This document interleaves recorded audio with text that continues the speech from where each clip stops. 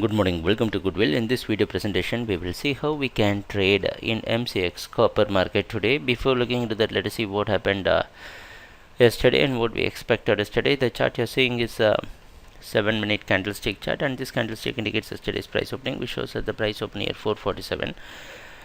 We expected copper to stay in buying. Right after the opening, the price slowly steadily moved up and it went up till 460, and we had a very big gain in the yesterday's market.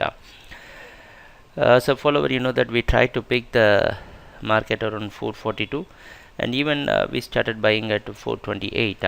So we are running a straight away profit in copper trading.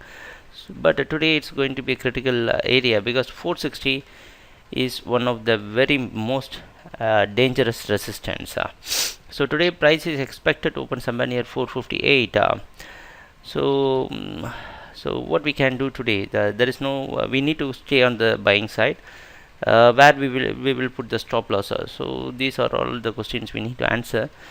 So still we expect copper to stay in buying, wait for the price to come near 456 and then go for buying, so that when you place a stop loss near 451, it looks like minimal.